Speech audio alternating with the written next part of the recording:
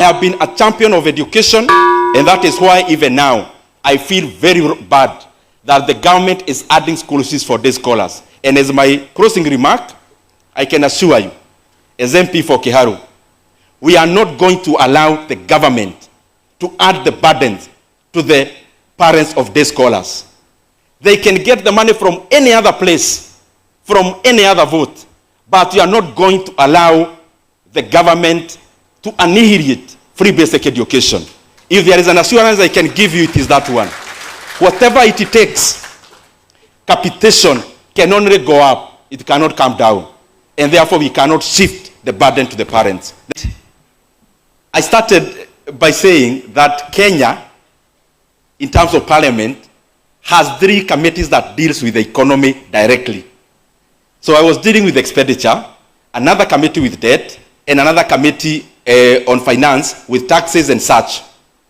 If you look at all our reports as budget committee then, all of them without exception, we talked about unsustainability of debt. So that was there, and it's there in the record. But number 2, I want to, because let's be candid as Kenyans. I mean, tuodoe PR. We talked about the regime of President Kibaki. We talked about the regime of Uhuru Kenyatta. We are now talking about this regime. So I want to request my brother to tell me, who was chairman of budget during President Kibaki's time? And why do they not get compliments for the work he did? Let us assign responsibility where it is due. And let us be honest. The committees in parliament, and especially when the committees on the government side, departmental committees, budget committee, what you do is to propagate the agenda of the collective responsibility. But we have to know where the buck stops. And that is why when we analyze South Korea, we analyze the then President General Park. So I think that suffices for now. But let me just add, at the time when I served as the chairman of budget, because my issue about borrowing is more about the illegal debts. None. There was no single illegal loan, secret loan taken in Kenya. And I actually attended one meeting with the people in the National Treasury. I don't know whether Rafael was there. And we actually declined and refused the issue of securitization. Even the current PS of the National Treasury was not for securitization, was not for those illegal loans. And therefore, again, you cannot wrap the records through a rubber. You can go to the website. There was no securitization when I was budget chair. There was no illegal boats. Every borrowing was in the main book of government. Samuel, about Kiharu and achievements, what we do major in Kiharu is that community projects are done in what we call labor-based. And therefore we end up having no one taking profits. So the entire utility of the money goes to the project. And that is why we achieve so much with so little. CPA Vincent, thank you very much for the compliments on borrowing, whether it is safe in terms of T-bills and boards. I just request, because there is no time, go and read about Ghana and haircuts. When Ghana reached where Kenya is going, the people who had lent to government were called in a round session. They were told, guys, we are in this situation. We know we owe you. We know I owe you $1 million shillings, but from today I owe you 700,000. It is a sovereign saying, so you do what you need to do. Read about Ghana, including pensions were cut.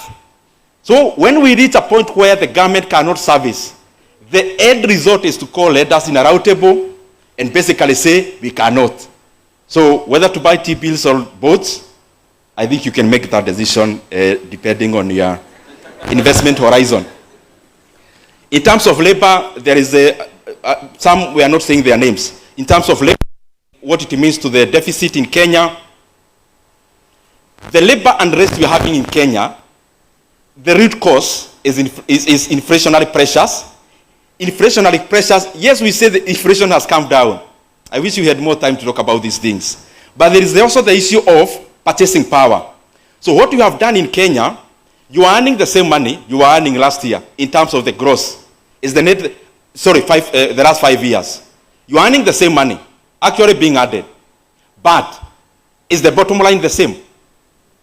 A person who was earning a gross of 100,000 5 years ago, and you're earning the same 100,000, is your net pay the same? There are much more deductions. So the purchasing power has been decimated. That is why we have unrest in terms of labor, because they are demanding for something equivalent from what they were getting before. And sorry again, I'm talking too fast because of time. Somebody else again asked about the 3 committees in Parliament. I think I have exemplified that.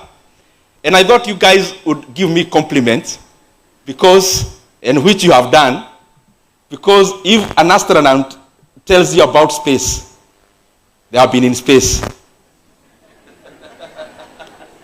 If an astronaut talks to you about, if a sailor talks to you about the oceans, they have been in the oceans. So I am glad to serve Kenyans in this capacity also, because I've been there and I want a better Kenya, and the more the reason I am speaking loudly. And by the way, I'll continue speaking loudly about these issues. Thank you, thank you. I can see I have a minute. Governor Aguma, in terms of the comparison, Governor, I did 3 years because I thought it would be unfair for this current administration, because they have only served for 3 years. So I took from when each one of them started what they did for 3 years up to the end. So I couldn't take 10 years. There's not 10 years yet. 5 years is not yet. So I took what is available. And out of that, President Kibaki grew the economy by 36% in the last, his first 3 years. President Uhuru by 21%. The current administration by 14.9%. Those are figures. They are facts. There is nothing much I can do about them. In terms of leadership, another brother, why do leaders... And I want to confront these issues as a yard. Why are you talking now?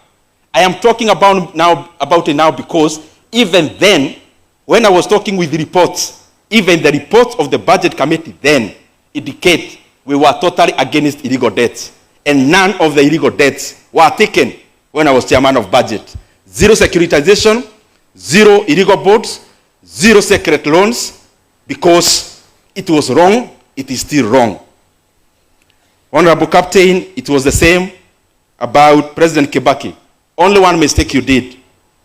President Kibaki, President Uhuru did not leave the loan of Kenya at 10.7. 2022, you can Google. The debt was 8.7 trillion. And therefore, this current administration took it from 8.7 trillion to the current 12.5 trillion. Therefore, every year, we are borrowing 1.25 trillion shillings. As I come to the finish, CPA Mohammed, I think it was more or less the same.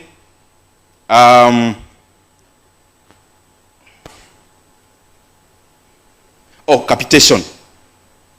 There is a brother of mine who asked, what did you do that is, when you were budget chair, that is making capitation to be cut? Capitation was not cut when I was chairman of budget. It was being cut, it is being cut now. And I can assure you, me, sijipigi kifua, there are things I was putting forward when we were making the budget. The current JSS interns who are confirmed, 46,000 of them, very few people were for that confirmation. Because they were saying, they are the same people who are in the streets. I said precisely the point. They are in the streets because they don't have money.